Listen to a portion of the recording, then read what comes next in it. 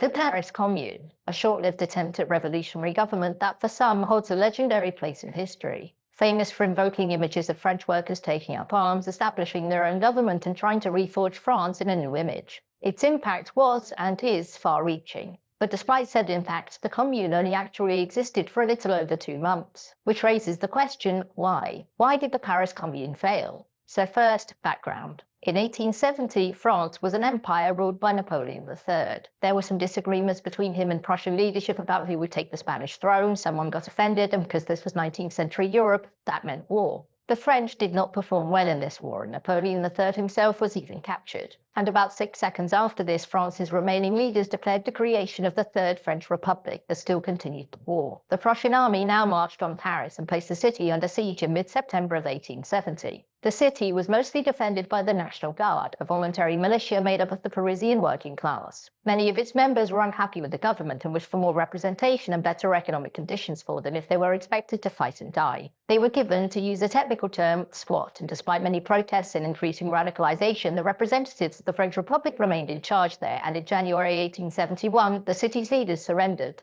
The French held an election, and the pro-peace monarchists won. And as such, many in Paris feared the return of the monarchy. Not Napoleon III, though. Thrones are for winners. With the war now over, the French government sought to disarm all of those radical members of the National Guard. And so they came up with an ingenious idea. They asked politely, and in return promised not to shoot them. Shockingly, the National Guard said no, and when the army moved in to seize their weapons, some fighting broke out. Many Parisians sided with the National Guard, and the government and army fled the city. And on March the 18th, the Paris Commune was declared. It held elections soon after, which were open to most Parisians, providing they were men, and a new ruling council for the city was placed in charge. Most of these were radically left-wing, with many being socialists or communists, but about a quarter were moderate right-wing candidates. However, due to increasing radicalization, many of the right-wing members of the council left, and some even fled the city. In fact, it was this diversity in leadership which made running the Commune difficult. Unlike later revolutions, there was no definitive leader nor much of a clear agenda. However, the primary debate of legislators was over whether or not the revolution was to be spread elsewhere or shored up in Paris first. In Versailles, not too far away, the freshly fled Republican government was deciding on how nice to be with the revolutionaries. And the conclusion they came to was not very. The communards were little more to the government than a violent coup led by poor militiamen, and such events could never be allowed to slide if this government was to survive. And in this opinion, they have the backing of most of the country. The Commune had fairly broad support in Paris, but nobody really knew what their endgame was.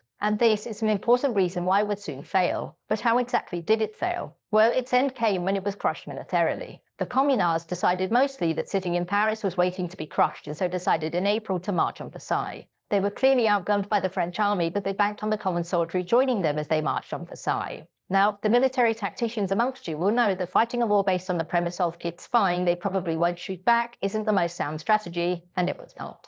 As a side note, whilst all of this was going on, there was a massive German army camped outside the city. The reason that they were there was that in the peace negotiations, in return for not storming the city, the French would give the Germans, to use a legal term, fat stacks of cash. And since the people of Paris hadn't paid up, there they waited. Anyway, a couple of weeks after the failed march on Versailles, the French army launched an assault on Paris. This assault is known as Bloody Week, because it saw the French army systematically eradicate most resistance and undertake the mass execution of any suspected communards. Most communard leaders fled the country, and the government began the long process of re-establishing control over the city. And so, like most small revolutions, the Paris Commune failed because it was crushed militarily. And part of the reason why that could happen was because of the fragmented leadership of the Commune. There was no central leader, nor any overriding idea of what the communards wanted France to look like. And with that, there was no decisive action taken against the Republican government even when it was at its weakest. Nor was there any central ideology for anyone outside of Paris to rally around and help them.